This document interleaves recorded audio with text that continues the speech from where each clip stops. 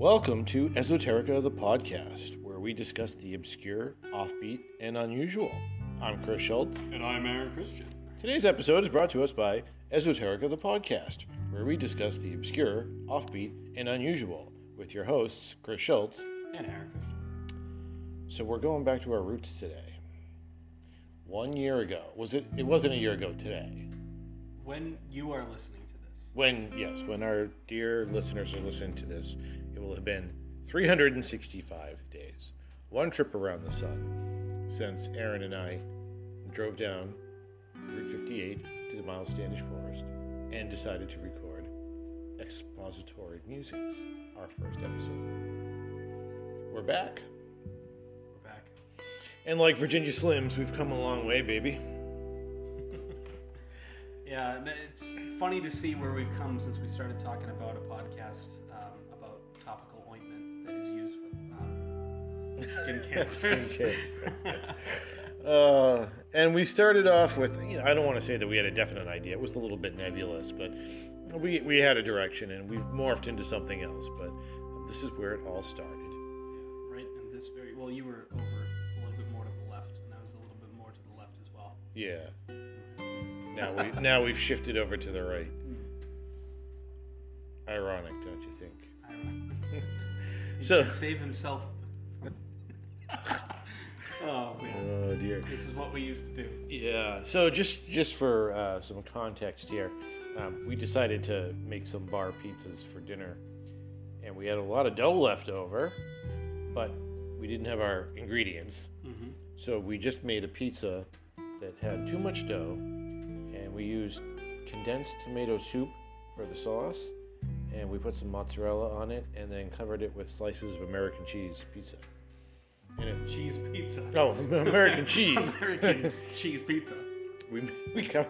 Yeah, that would be a great topping for a pizza. Pizza. Pizza. What if you put pizza rolls on a pizza? Oh. Okay. All right. So it wasn't great. No, I mean, I took the leathery pieces of American cheese off, and it was basically just like a grilled cheese underneath. We used tomato soup for the sauce, so it was just like eating a grilled cheese. Yeah. I mean, this is totally out of our own curiosity. We don't suggest doing this. Yeah, no. I'm no Paula Deen or Martha Stewart, both bad role models. So, one of our early episodes, back when we started this, we used to sample beverages. We did it for a hot minute. Yeah, we did. While. One of our early episodes, we had a discussion about one of my favorite beverages on the face of the planet. Did we talk about this on the show? I think we did. I don't know. It came up while we were doing use of the headlock dummy. Did it? Yeah, because I was having the problem with my gutter lane. Yeah.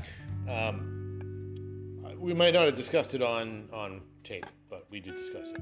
So, peach nectar. We have with us tonight Goya peach nectar, which tastes like God's sweat. So we're gonna. Now, are we gonna quaff this? We should quaff it. It's the only way to drink it. Is I quaff it. Can you define quaff for me? Quaffing is when you open up your throat and take down a mass amount of something. Right, in a short period of time. Which I actually looked at the dictionary definition of quaff, and it's to drink heartily. Heartily, yeah. Which translates. I mean, what do I drink heartily? I'd only chug something if I'm that thirsty. Well, I feel like there's a difference between quaff and chug. I feel like chug makes a noise. Yeah, it's like that gulp. Quaff, you're trying to satiate something. So, the peach nectar is like organic as it sounds. It's a soda. Like that's essentially what it's called. A soda? Yeah, or a soft drink. Water, peach puree, liquid invert sugar. Don't know what that is. Citric acid, natural flavor, ascorbic acid. So that's how that is. Ascorbic. Vitamin C. Yes, it is. It smells just like a peach. Like it legit just smells like the fruit. That's all it is. Canadian's 41% juice. Oh, is it? So, here's to... You didn't pick up? What? 41% juice? 41% juice. Oh, 41. Yeah. Nice. Some of you won't get that. So here goes. To Esoterica.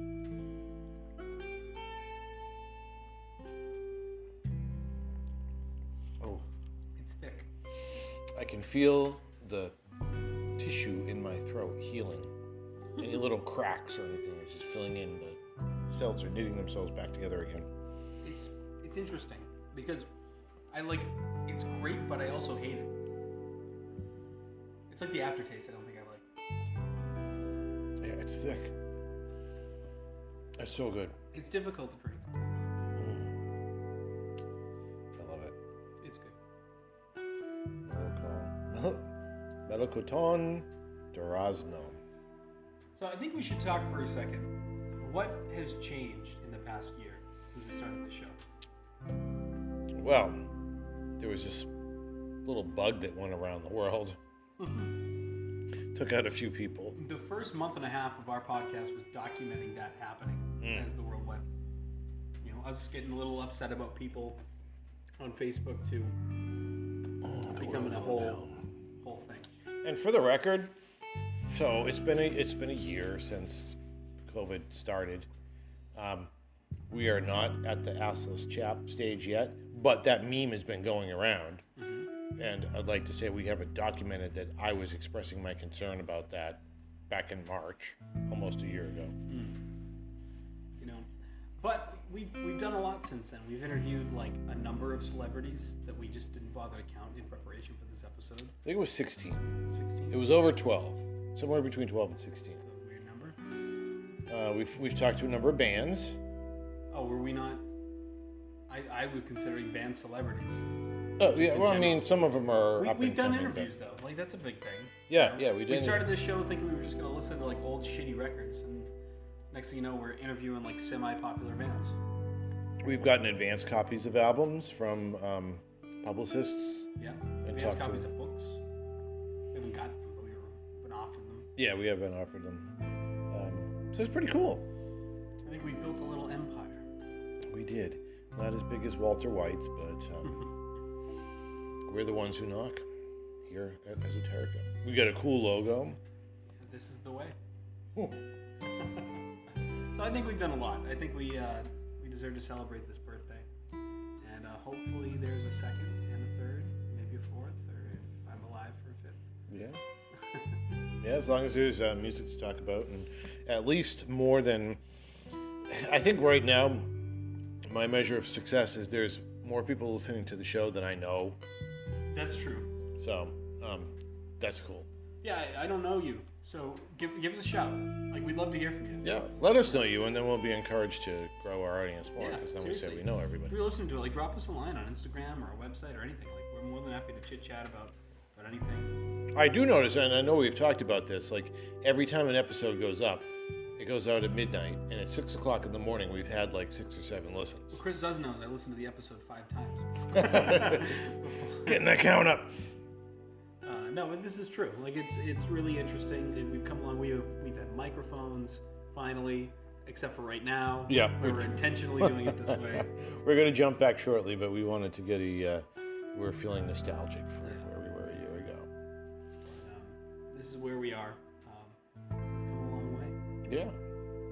And before we go any further, we'll take a minute to talk to you about Anchor. Our only sponsor.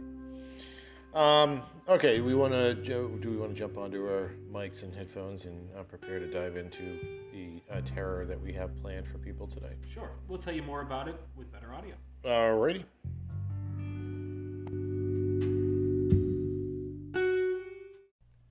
And now, time to pay our bills. Hey, Aaron, have you heard about Anchor? No, I haven't. It's the easiest way to make a podcast. Let me explain. Is it free? As a matter of fact, it is free. It costs you no money. It comes with creation tools that allow you to record and edit your podcast, get this, right from your phone or computer. You know, I've been looking for a place that I could distribute my podcast so it could be heard on like Spotify and Apple Podcasts. Is that something that Anchor does? Well, baby, you found it. Anchor does do that. Even better, you can make money from your podcast with no minimum listenership. You know, to me, it sounds like it's everything you need to make a podcast in one place.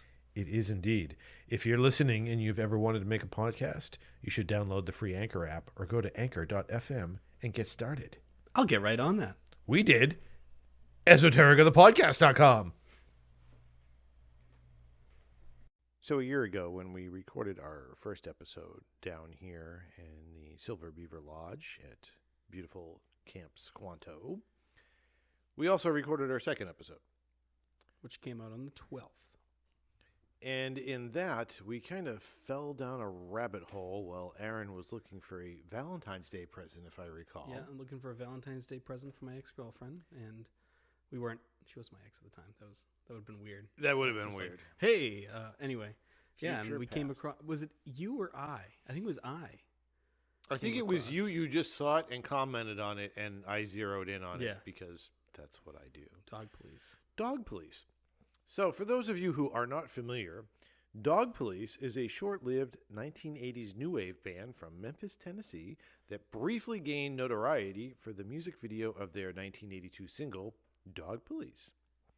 It was featured pretty heavily on MTV's Basement Tapes, which aired homemade music videos and asked audience members to call in and vote for their favorite. The video played in tight rotation through 1984. February 1984. So it's the anniversary as well. The band was a side project of the Tony Thomas Trio, a Memphis jazz band that began performing together in 1979. And in 1990, an 8.5-minute television pilot was produced titled Dog Police, which used a modified version of the song as its theme. The cast included Jeremy Piven and Adam Sandler, and it was filmed just before Sandler's breakthrough on SNL. And I can tell you that Adam Sandler's publicist denies that Adam has any knowledge of this pilot whatsoever. It's understandable. We watched it, and it was excrement. You know, I feel like you're kind of scum if you just deny knowing about it. Right? Like, clearly you were in it. Just be like, I don't want to talk about that. I feel like I give you more respect. Yeah. I mean, it was the 80s, for Christ's sake. Oh, actually, it was 1990, which, is kind of the 80s still. Like, you're not in the 90s in 1990. It just became a thing. And I speak from experience. I was there in 1990. I was 17, so. I was -9. Wow. So, we decided for our anniversary episode that after having joked quite a bit about Dog Police over the last year, that we should actually sit down and give the album a proper listen, per the Esoterica, the podcast shtick. So, I guess before we say any more, we should just dive into the first track, the title track, Dog Police. Dog police, where are you coming from? Dog police, nobody knows who you are.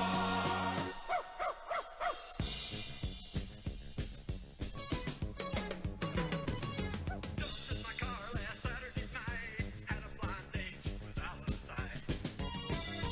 She was a chick from the canine clean, her hair was blue, her teeth were green. Before we talk about any of this, have you noticed my new Geordie look? I'm loving it. Geordie LaForge. All right. Anyway. Make it so. So, somebody on Genius actually annotated this song. You didn't have to post that. But you did. So, Dog Police, Where Are You Coming From? Nobody Knows Who You Are is from the Spider-Man theme song from the animated shorts on the Electric Company. It's not. I don't know. I don't think Dog Police is. That's what I'm getting at. Oh, is this not going to play now? We've heard this song.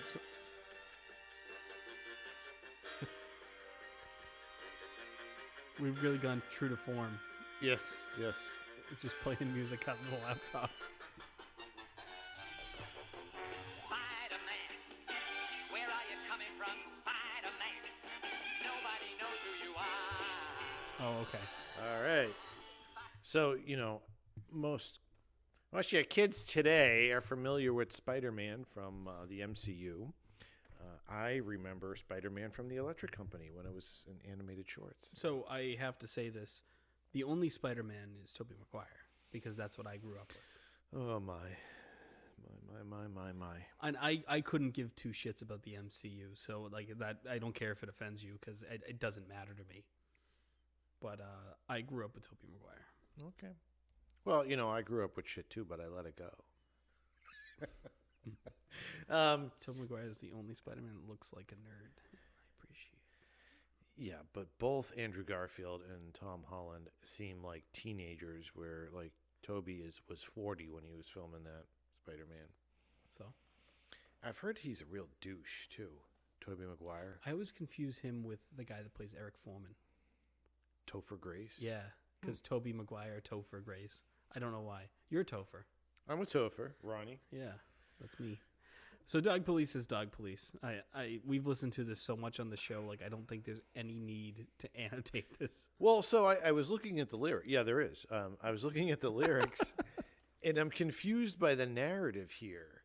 Like, so this guy picks up a girl, and they go on a date, and he fails to notice that she's a dog.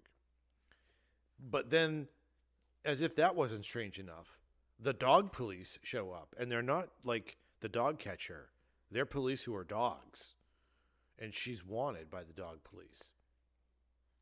I feel like dogs have their own like law system and law enforcement. Law and order. Woof, woof. There are two distinct but separate branches of the dog government. All right, so that's all we... In the canine justice system.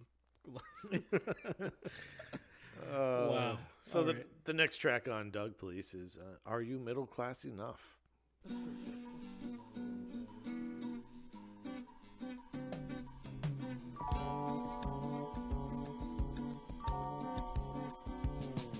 you wear designer jeans? Do you feel like in your teens? Are you more than a man of means? Is everything less than rough? Are you middle class enough? That wasn't bad. I dug it. So you can tell they're a jazz trio. Yeah, that was more true to form for them. Like that sort of light jazz, Kenny G territory. I'm really loving the track listing, like the titles on here. Well, they definitely seem to have, I'm guessing by the song, some social commentary. Yeah, and like there's a good mix of like comedy and like actual like good musicianship. Yeah. And waterbeds for two. Do you know waterbeds? Were they still a thing? I've never seen a waterbed, but I'm well aware of what a waterbed was. Yeah, my parents had one, and it's just a big bag of water that you sleep on. It's kind of nasty. I mean, like the logic's there. Is it yeah. comfortable? I mean, you pop one of those, man. All I remember is that I fell asleep in it once, and that was one of several times that I've had sleep paralysis. Oh, in a waterbed? Yeah, Oh. and I think as I went into such a deep sleep, and I came out of it quickly, it was a very unpleasant experience. All right, so the next track is In the Studio, and the lyrics for this song have yet to be transcribed, so we're flying solo without the help of genius. I bet you there's no lyrics. I bet you it's just like background noise. It could be. Well, we're gonna find out. Whatever it was recorded in the studio.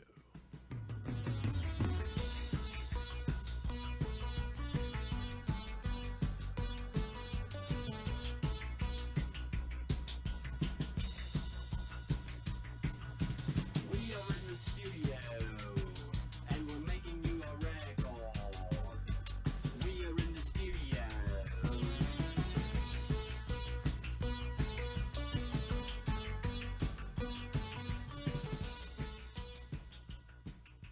What we are recording. We're in the studio recording our podcast. No, we're not actually. No, we're not. No, actually, this is the first episode in almost a year that we're not in the studio. Not in the studio. That song kicked ass. Yeah. I spent most of that song trying to figure out if anybody in this band's still alive. And they are just so esoteric enough that I can't find shit. Damn. Like, I can't tell. There's a jazz musician. I don't know. I want to talk to these people.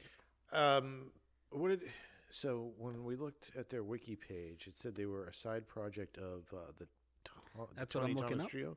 Okay, because I was thinking you might have better luck. So this is one of those times when I feel the touch of his noodly appendage. Here's an album that we're listening to and we're kind of laughing about because it's silly. And then, you actually listen to the song and you're like, holy shit, this is good. Like, I'm digging this. Yeah. Apparently they performed with the Duke Ellington Orchestra, Tony Bennett, Ella Fitzgerald. And I've never heard of them. I bet you they're probably like session players. Apparently Dog Police came first and then it was the Tony Thomas Trio. So this was like a legit thing. Huh. If I'm reading this correctly. Wow. This is great. All right, we need to talk to these guys. Yeah. Somebody help us. Yeah. In the meantime, let's check out the next track called Hamburger.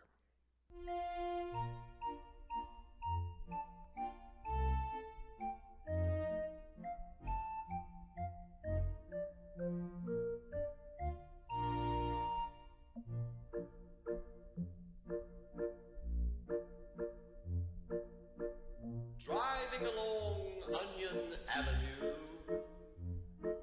the munchies were turning my stomach blue.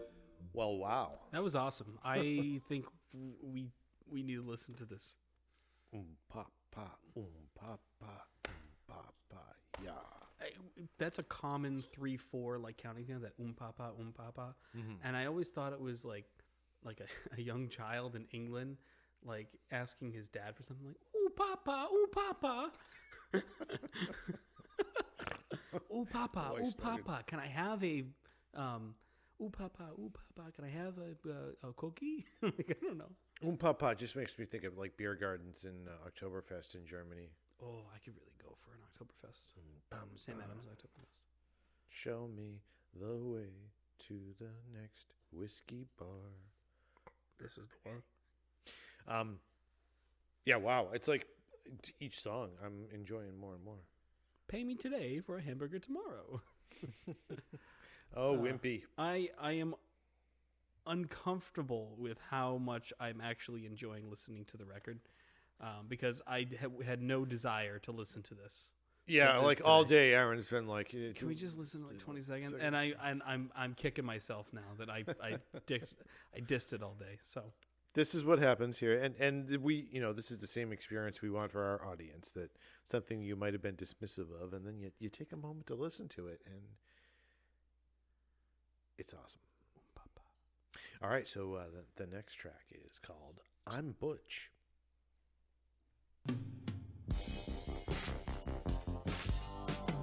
Hey, little girl, want a cigarette?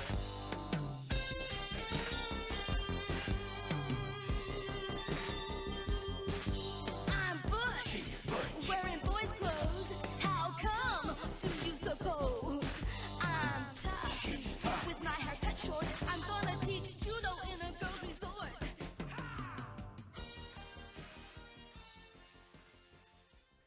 So these two women go on a business trip, and in order to save money, they're sharing a hotel room together. And so they do their meeting, and they go into bed in their separate beds, and one of them's lying there, and she keeps looking at the other lying, and she can't stop thinking about her, and it's keeping her up all night. And finally she walks over, and she sits down on the side of the bed, and she puts her hand on the other woman's shoulder and says, "Let me be frank." And the other woman rolls over and says, "No, I'll be frank."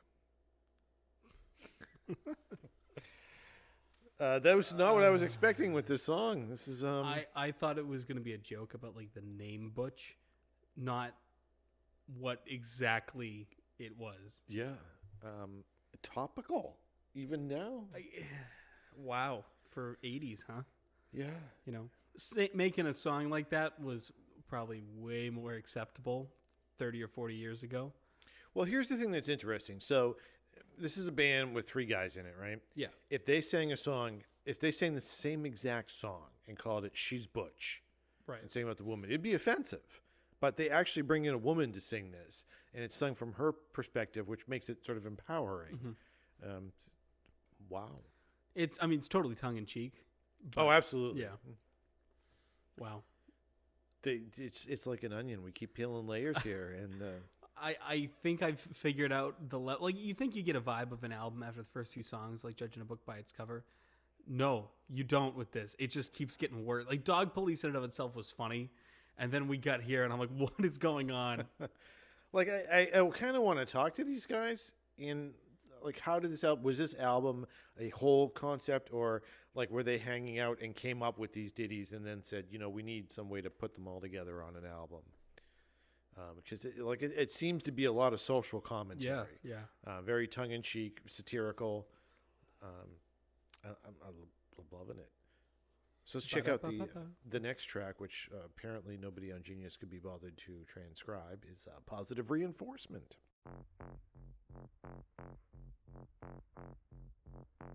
Oh, gosh.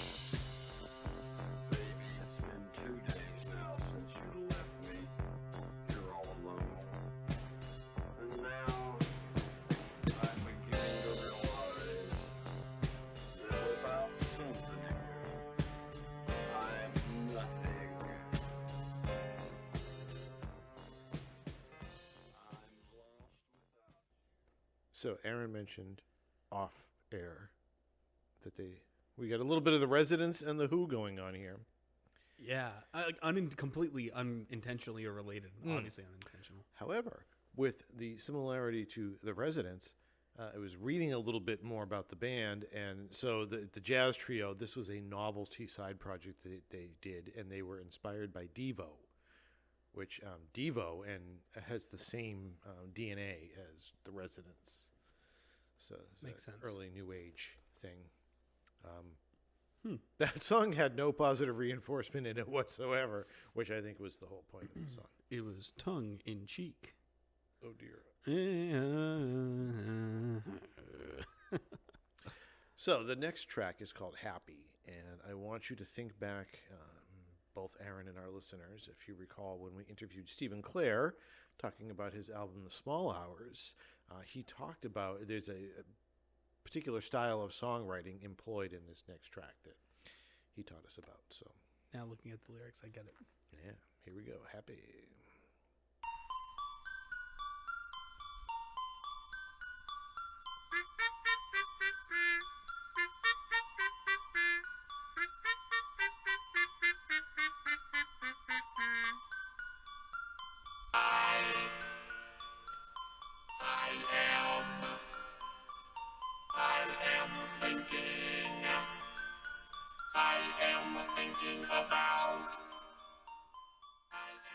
I think the Helvestry has found its first hymn. There's something about that like it brought me back to being like 10 and like singing in a barbershop quartet when I used to do that. It must have been like the harmony or like something that was going on, but there's just like an element to that was like low-key nostalgic, and I found it very bizarre that that's where I would find nostalgia.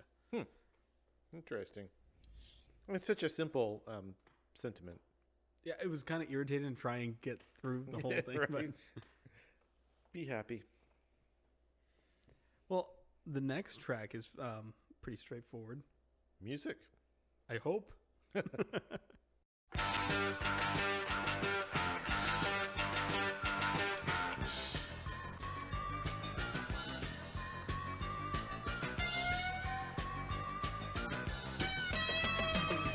Music, so natural.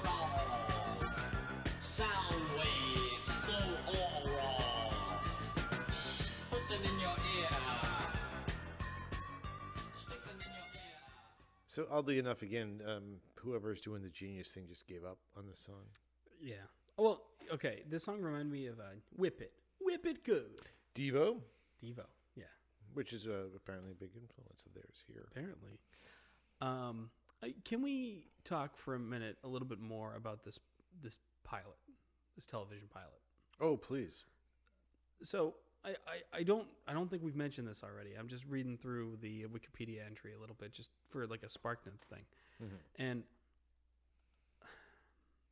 the pilot also stars 3 dog-faced detectives in trench coats and hats with marginally more realistic canine heads who work for the police department in an otherwise human workplace sitcom world.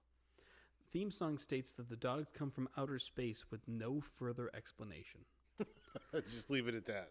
3 detectives are Bowser, his ex-wife Mia, and his best friend Ollie. The dogs are endowed with humanoid powers. They have ESP. They can run 50 miles an hour, and they can hear conversations from 2 miles away. Jeremy Piven appeared in the show as a beat cop, and Adam Sandler acted out the role of Shifty, an ex-criminal who had befriended the dogs. The pilot never aired and was not picked up for a series. So I wonder what was going on in the writer's room for this one. Like, how do you even come up with this? It's not enough that they're dog police. They're from space. And they have superhuman powers like ESP, and they can run 50 miles an hour. Well, you know, Chris, every dog has his day. Ours is Saturday. Come join us for action and adventure. We sniff out crime, and we maybe laugh or two. And remember, with us around, criminals might as well roll over and play dead. No. No credits. This happened. This was, somebody was like, oh, I have an idea. Oh, dear Lord. And they took out the Spidey Stories reference in the thing. So I thought that we needed to talk about that. Yeah, I'm glad we brought that.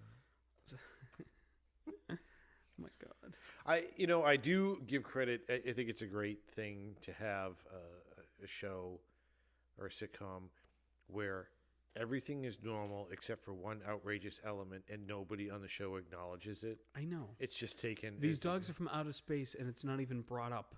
Like, for example, the Muppets. Like, the Muppets exist. Sesame Street, nobody acknowledges that nobody else, like... There's this one fucked up street in New York City where a bunch of puppets are alive. Except for Elmo and Grouchland. If you go down the trash thing, you go to Grouchland. Everybody looks like that, except for, oh my God, is it Ray Liotta? Like, who is it? Who's the guy? Ray Liotta? Yeah. Is he down in Grouchland? Oh. Is that him? No, it's not him. I got to think about it. Ray Liotta's pretty awesome. He is. While we're trying to figure out the mystery of Grouchland, let's listen to the track 1-800, which also had a music video that got some MTV play. Did it? It did.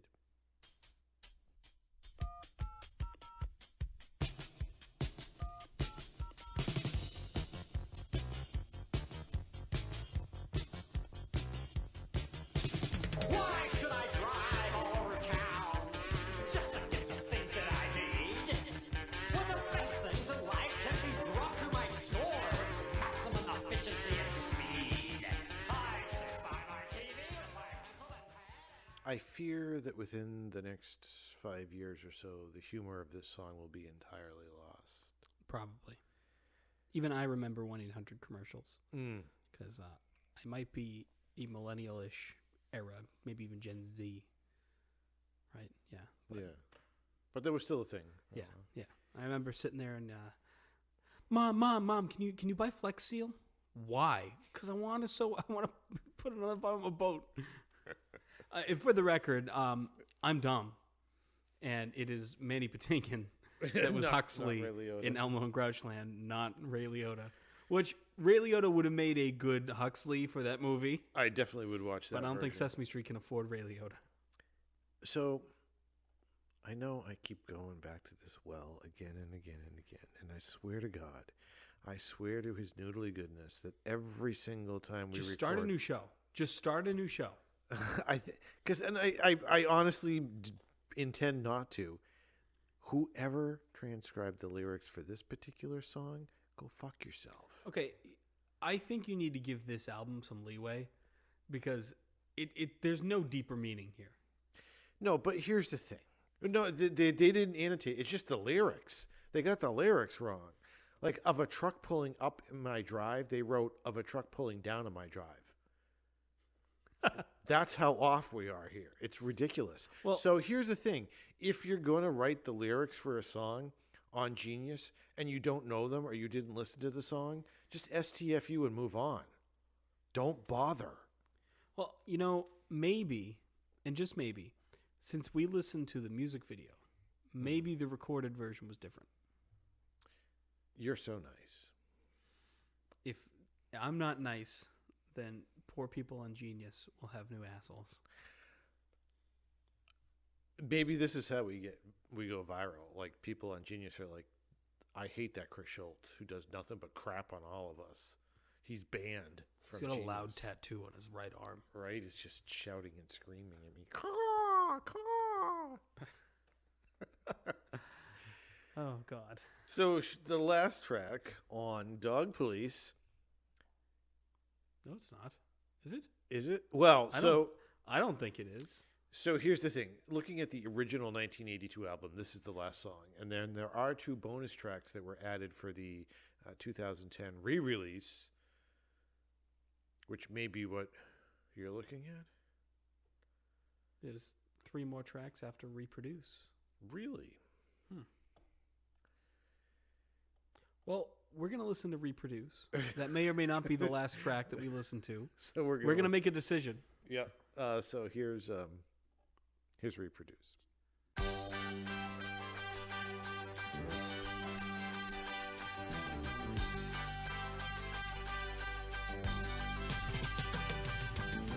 There are some things we need to talk about. Why are we here? What is it all about? Why are we doing what we are doing? Are we pursuing? That feels like a natural end to an album. Yeah, I don't think we should go further. Why are we doing what we are doing? Unintelligible. Who are the Dog Police?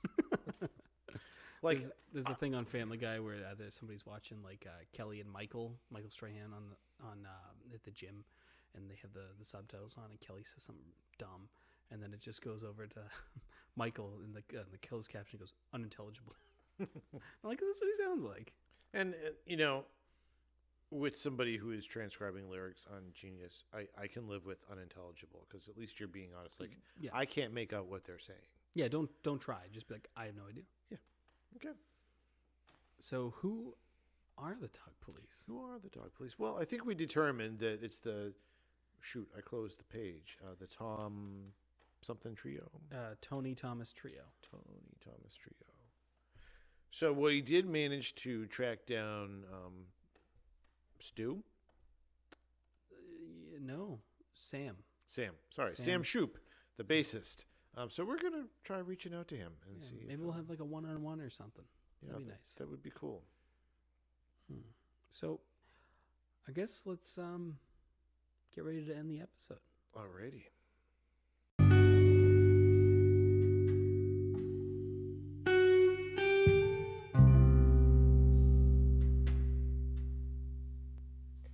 Well, here we find ourselves at the end of our anniversary episode.